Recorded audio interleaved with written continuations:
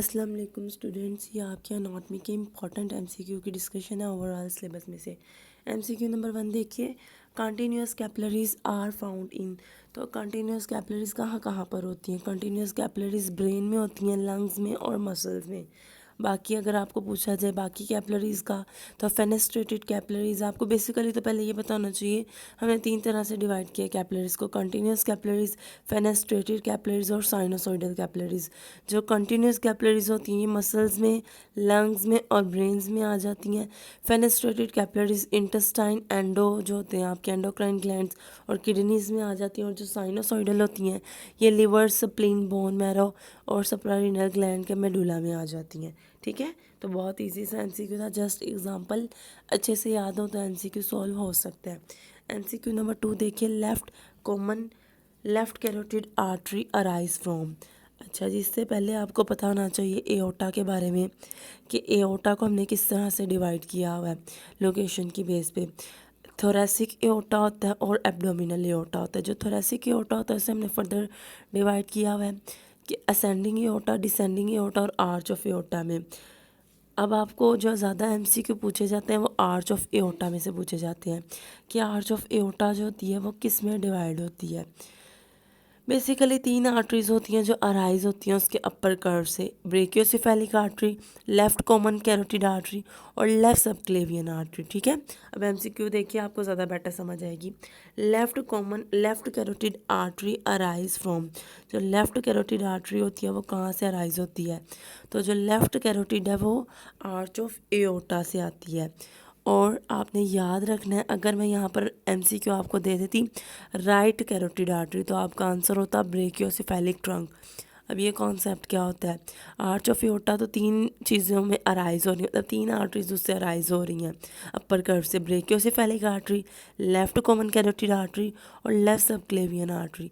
अब याद आपने ये रखना है कि जो होती है ब्रेकियोसेफेलिक आर्टरी ये फर्दर डिवाइड हो जाती है और ये फर्दर डिवाइड होकर बना देती है आपके पास राइट कैरोटिड आर्टरी और right subclavian artery.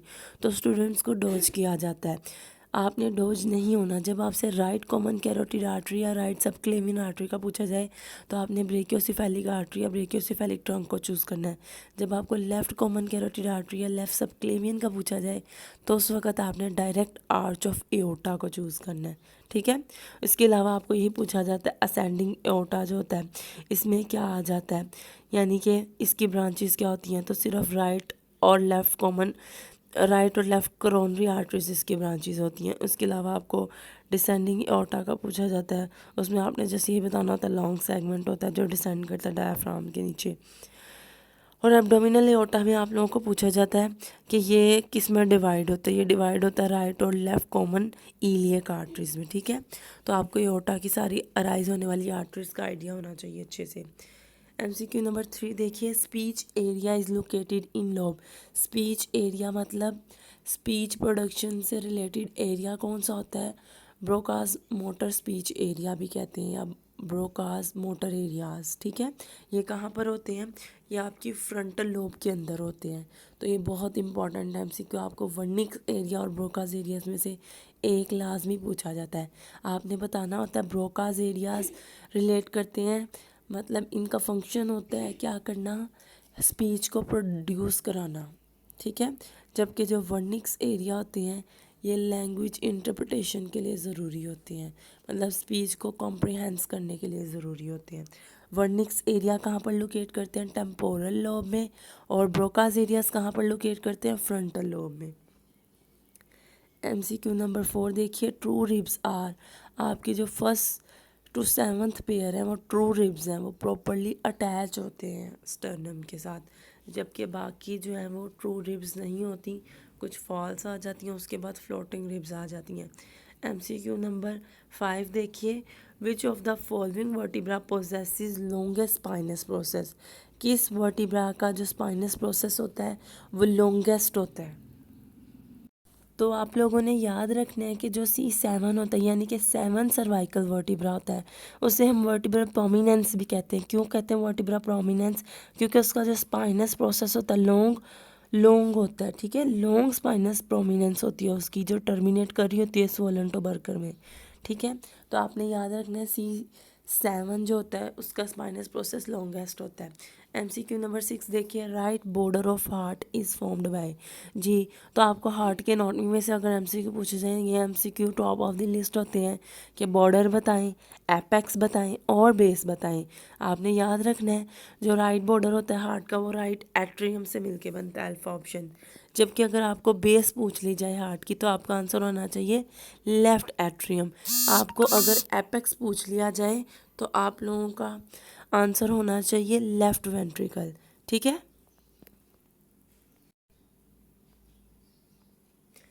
MCQ number 7 देखिए, in this joints uniting medium is hyaline cartilage and are temporary not considered true joint. इन्हें ट्रू जॉइंट नहीं समझा जाता और इनमें जो आपके पास जॉइनिंग मीडियम होता है वो हायालिन कार्टिलेज होता है। तो मतलब जॉइंट में से MCQ पूछा गया। पहले तो आपको जॉइंट्स की अगर बेसिक क्लासिफिकेशन नहीं पता होगी तो आपको थोड़ा सा मसला होगा इस MCQ को सॉल्व करने में। मैं आपको बता देती हूँ। आपको पता है आपके पास दो तरह से जॉइंट्स की क्लासिफिकेशन होती है। एक तो होती है जिनमें कैविटी नहीं होती, एक होते हैं जिनमें कैविटी होती है। जिनमें कैविटी नहीं होती उन्हें हम सिनार्थ्रोसिस यानी सॉलिड जॉइंट कहते हैं। जिनमें कैविटी होती है उन्हें हम डाइआर्थ्रोसिस कहते हैं। ठीक है। जो जिनमें कैविटी नहीं होती सिनार्थ्रोसिस यानी सॉलिड जॉइंट, उनको हमने डिवाइड किया हुआ है फर्दर दो टाइप्स में, फिब्रस जॉइंट में और कार्टिलेजिनियस जॉइंट में। जो फिब्रस जॉइंट्स हैं इनमें जो ज्वाइनिंग मीडियम होता है वो फिब्रस कनेक्टिव टिश्यू होता है। और फिब्रस जॉइंट को हमने फर्दर क्लासीफाई किया हुआ है 3 क्लासेस में, स्यूचर्स, सिंडेस्मोसिस और गुम्फोसिस। ठीक है। उसके बाद कार्टिलेजिनस जॉइंट की क्लास आ जाती है, उसको हमने डिवाइड किया हुआ है 2 क्लासेस में, सिनकॉन्ड्रोसिस और सिम्फिसिस।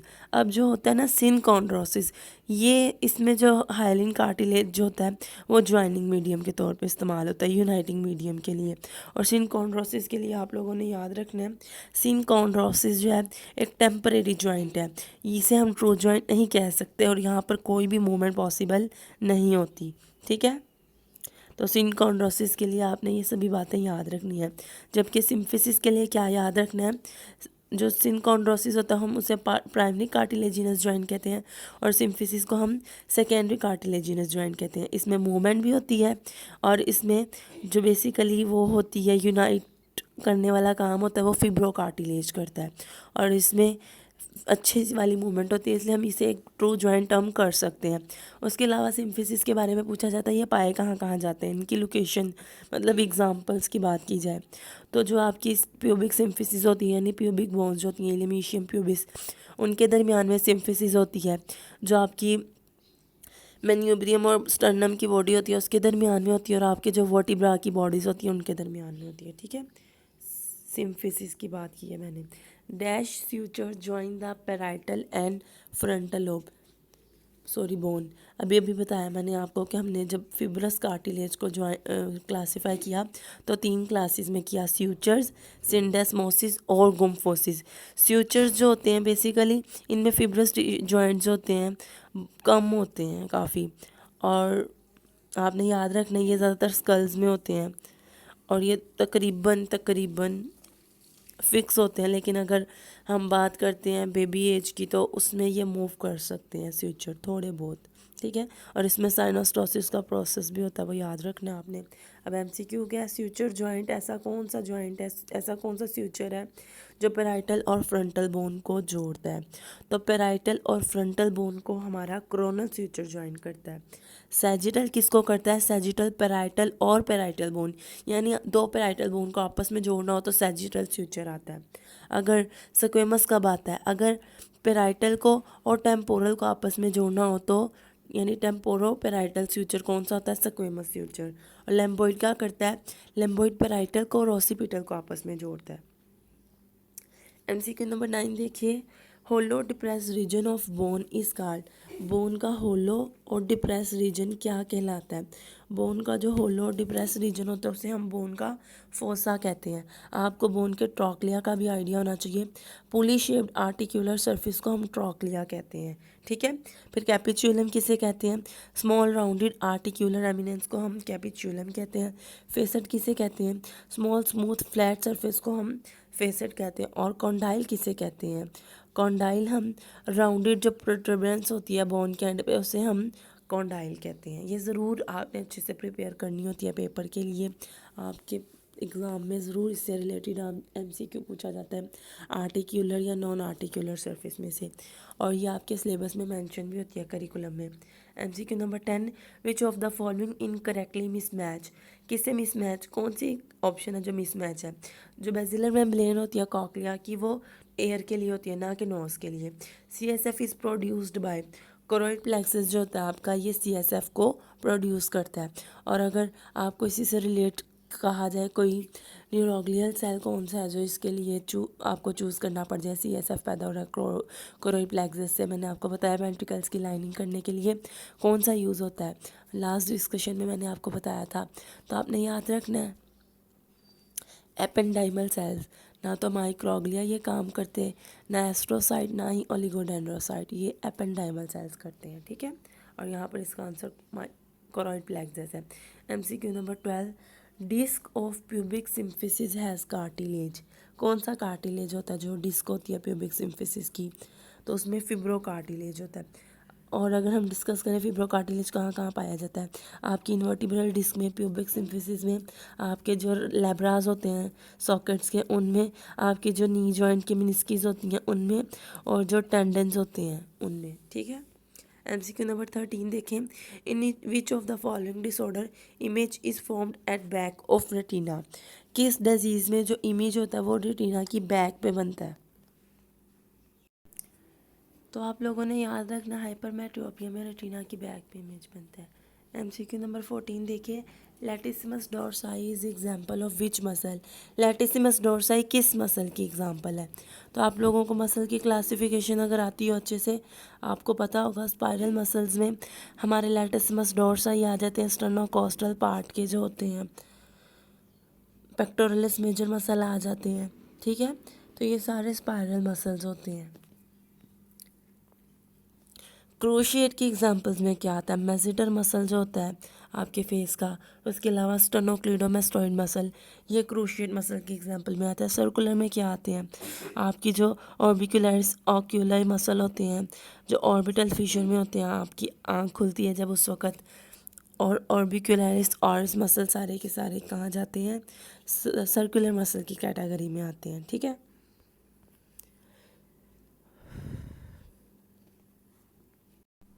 जी स्टूडेंट्स, अब ये कुछ फ्रैक्चर पार्ट में से MCQ देखिए। Fracture of base of first metacarpal, अगर आपके जो फर्स्ट मेटाकार्पल है उसकी बेस का फ्रैक्चर हो गया तो आप उसे क्या कहते हैं। तो आप लोगों को ये बात भूलनी नहीं है कि उसे हम बेनेट फ्रैक्चर कहते हैं। बेनेट फ्रैक्चर में क्या होता है, जो आपकी फर्स्ट मेटाकार्पल होता है ना आपके हैंड का, उसकी बेस में फ्रैक्चर आ जाता है, ठीक है। जबकि बडी स्प्लिंट जो होती है वो बिल्कुल अलग चीज़ है। बडी स्प्लिंट में ना आपके पास आपका जो फेलेंक्स होता है वो इन्वॉल्व होता है, मतलब अगर आपको सिनेरियो इस तरह का आया और उसका जिक्र हो रहा है, उस वक्त पे आपने चूज़ करना होता है बडी स्प्लिंट, अदरवाइज़ आपने बेनेट्स फ्रैक्चर को चूज़ करना है अगर आपके मेटाकार्पल्स की डिस्कशन हो रही है, ठीक है। बड़ी स्प्लिंट में बेसिकली क्या होता है, फ्रैक्चर डिस्टल फेलेंक्स का हो जाता है, मिडिल फिंगर होती है ना उसके डिस्टल फेलेंक्स का फ्रैक्चर हो जाता है और वो बहुत कॉमन होता है। फिर हम उसे ट्रीट करने के लिए इंजर्ड फेलेंक्स को स्प्लिंट करते हैं ताकि नॉर्मल फिंगर पे एडजस्ट कर सकें, ठीक है। एडजस्टमेंट करना होता है हमने नॉर्मल फिंगर के साथ, इसे हम बडी स्प्लिंट कहते हैं। तो आप बेनेट्स फ्रैक्चर अच्छे से याद रख लें। क्लीडोक्रेनियल डायस्टोसिस क्या होती है, अगर तो बाय बर्थ ही क्लेविकल नहीं मौजूद, कंजेनिटली कोई मसला है क्लेविकल में या बाद में कोई इशू हो गया तो मतलब क्लेविकल जो है वो एब्सेंट है, तो क्लेविकल का एब्सेंट होना क्लीडोक्रेनियल डायस्टोसिस कहलाती है। MCQ नंबर 2 देखिए, all are heads of triceps brachii, triceps brachii के तमाम हेड्स हैं, कौन सा नहीं है। ट्राइसेप्स ब्रेकाई के 3 ही हेड याद रखने हैं आपने, लॉन्ग होता है, लेटरल होता है और मीडियल होता है। शॉर्ट हेड उसका नहीं होता, वो बाइसेप का होता है, ठीक है। हम बात कर रहे हैं ट्राइसेप ब्रेकाई की। MCQ नंबर 3 देखिए, narrowing of valve due to fusion of cusp is known as, तो जो नैरोइंग होती है वॉल ओरिफाइस की कस्प के फ्यूजन्स की वजह से, इसे हम स्टीनोसिस कहते हैं। जैसा कि आपने सुना होगा समटाइम्स माइट्रल स्टीनोसिस हो जाती है, एओर्टिक स्टीनोसिस हो जाती है, ठीक है। उसके बाद बाकी ऑप्शंस देख लें आप कि रिगर्गिटेशन क्या होता है। अगर तो वॉल ओरिफाइस डायलेट हो गया या स्टिफ हो गया है, जिसकी वजह से वॉल क्लोज नहीं हो पा रहा, उसकी इम्परफेक्ट क्लोजर हो रही है और सारा का सारा ब्लड बैक फ्लो होता जा रहा है, इसे हम कहते हैं रिगर्गिटेशन हो रही है, ये इनकॉम्पिटेंस है। जैसा कि आपने सुना होगा एओर्टिक रिगर्गिटेशन, एओर्टिक इनकॉम्पिटेंस। ठीक है। MCQ नंबर 4 देखिए, which of the following nerve injury leads to wrist drop. कौन सी नर्व इंजरी है जो रिस्ट ड्रॉप की तरफ लेकर जाती है। तो अगर आपके आपकी रेडियल नर्व है वो डैमेज हो जाए तो आपको रेडियल नर्व का डैमेज आपके रिस्ट ड्रॉप करा सकता है। MCQ नंबर 5 देखिए, paralysis of dash muscle causes winging of scapula. तो स्कैप्यूलर रीजन का कौन सा मसल है, अगर उसका पैरालिसिस हो जाए, अगर वो डैमेज हो जाए तो आपको क्या फेस करना पड़ता है, आपको स्कैप्यूला की विंगिंग फेस करनी पड़ती है, यानी कि आपका जो कंधा है वो लटक जाता है। आप कहते हैं ये शोल्डर जो होता है, स्कैप्यूला जो होता है वो हैंग हो गया। तो सीरेटस एंटीरियर जो है वो मसल है जिसका पैरालिसिस आपका विंगिंग ऑफ स्कैप्यूला को कॉज कर देता है, और जो मीडियल बॉर्डर होता है बोन का वो अनड्यूली प्रोमिनेंट होना स्टार्ट हो जाता है, और जो आपकी आर्म होती है वो 90 डिग्री के एंगल के बियॉन्ड अबडक्ट नहीं कर सकती, वहाँ अबडक्शन नहीं हो सकती। MCQ नंबर 6 देखिए, which of the bone is the first to start ossification. कौन सी बोन है जो सबसे पहले ऑसिफिकेशन स्टार्ट करती है। तो आपको पता होना चाहिए कि जो क्लेविकल है इसमें बहुत सी पैक्यूलरिटीज़ हैं, मतलब बहुत सी चीज़ें हैं जो सिर्फ इसी बोन में हैं। तो आपने याद रखना है क्लेविकल हमारी वो फर्स्ट बोन होती है जो ऑसिफिकेशन स्टार्ट करती है। उसके अलावा आपने याद रखना है क्लेविकल के लिए कि ये वो पहली बोन है जो हॉरिजेंटली पड़ी होती है, ये वो बोन है जिसे हम सबक्यूटेनियस थ्रो आउट पाल्पेबल कर सकते हैं, मतलब ये हमें फील हो सकती है। और ये वो बोन है जो ये वो लॉन्ग बोन है जो मेम्ब्रेन में ऑसिफाई होती है, ये वो लॉन्ग बोन है जिसके 2 प्राइमरी सेंटर होते हैं। ठीक है, इसकी कोई मेडुलरी कैविटी नहीं होती। तो क्लेविकल के बारे में आप लोगों ने ये बातें याद रखनी है।